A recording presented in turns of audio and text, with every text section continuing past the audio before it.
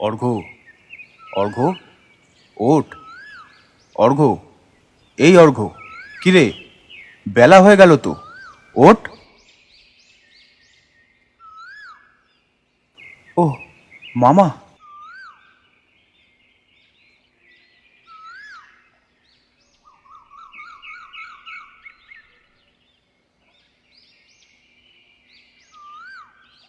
এ বাবা, অনেক দেরি হয়ে গেছে, বুঝতেই পারিনি। আমি এখনই উঠছি। আচ্ছা ঠিক আছে, তুই আস্তে আস্তে উঠে হাত মুখ ধুয়ে আয়। মামি টিফিন করছে, খেয়ে নিবি।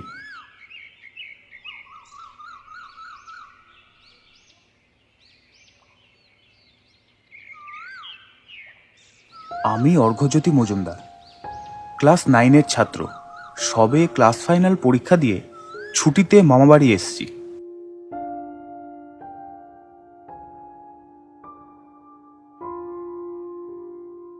আমার বাড়ি কলকাতায়।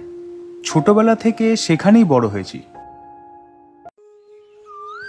মামা বাড়িটা শহরে না হলেও পুরোপুরি গ্রামও নয়, মফস্বল এলাকা বলা যায়। তবে আমার এরকম জায়গা খুবই ভালো লাগে। বলতে গেলে আমি গ্রাম্য পরিবেশ খুবই ভালোবাসি। একঘেয়ে শহর আর ভালো লাগে না। টিফিনটা খেয়ে একটু ফ্রেশ হতে মামার বাড়ির পেছনের দিকটায় গেলাম।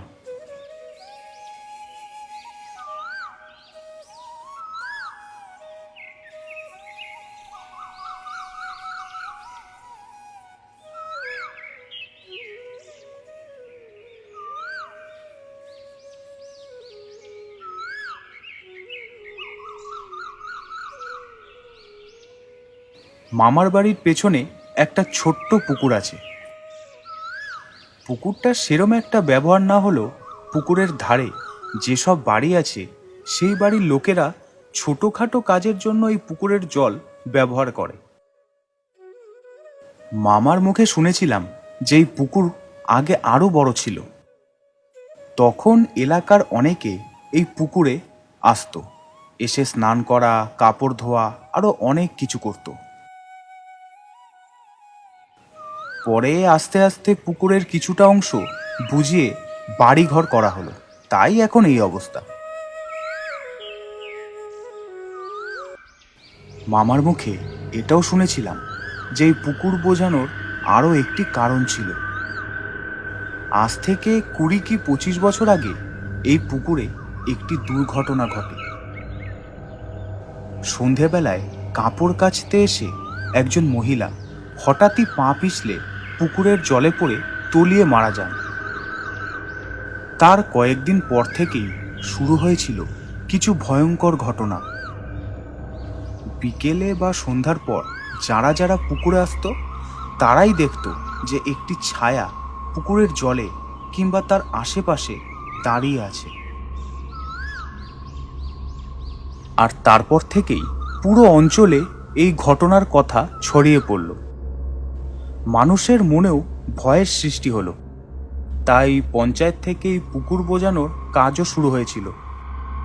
কিন্তু কোনো এক কারণে কাজটা অর্ধেক হয়েই থেমে যায়, তাই পুকুরের কিছুটা অংশ বাকিও থেকে যায়। আজ এত বছর কেটে গেছে, সেই সব ঘটনা এখন অনেকটাই চাপা পড়ে গেছে। তবে এই অঞ্চলের লোকজন এখনও এটাই বিশ্বাস করে যে সেই ছায়া এখনও এই পুকুর বা তার আশেপাশেই আছে। তাই কেউই দুপুরের পর থেকে আর পুকুরের এই দিকটায় আসে না। অর্ঘ্য, অর্ঘ্য, এই অর্ঘ্য, কোথায় গেলি? হ্যাঁ, এই তো আসছি।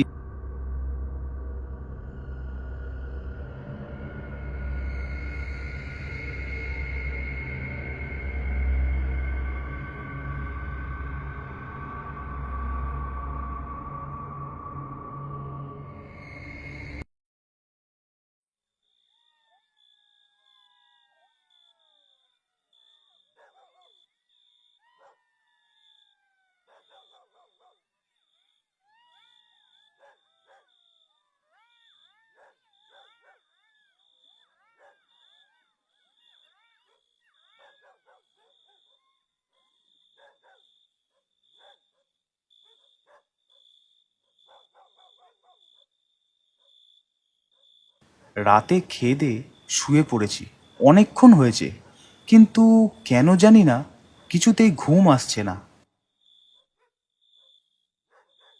রাতও অনেক হয়েছে, যাই একটু বাথরুম থেকে ঘুরে আসি।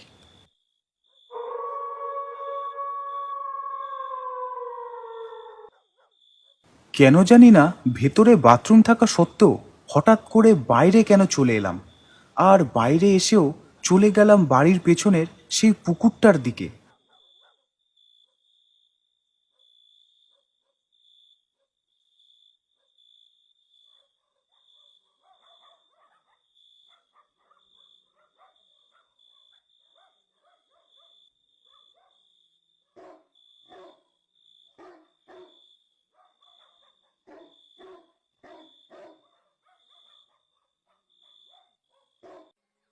বাহ, কি সুন্দর দৃশ্য! এই রাতে চাঁদের আলোয় সত্যি এই জায়গাটা অপরূপ লাগছে।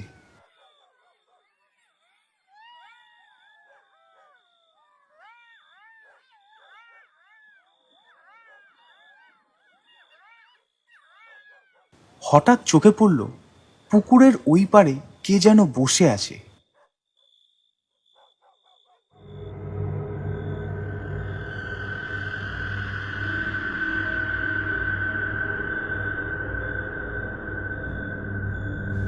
এখান থেকে ঠিক পরিষ্কার বোঝা যাচ্ছে না, মনে হচ্ছে একজন মহিলা।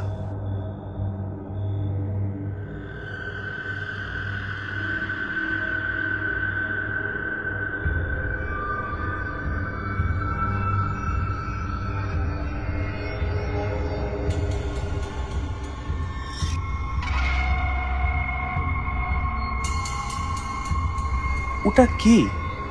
এই এত রাতে এই পুকুর পাড়ে কে বসে আছে? দেখে তো মনে হচ্ছে উনি এই দিকে তাকিয়ে আমাকেই দেখছে। আমি আমি যেটা ভাবছি সেটা নয় তো? তখনই দেখলাম মহিলাটি উঠে দাঁড়ালো এবং আস্তে আস্তে অদৃশ্য হয়ে গেল।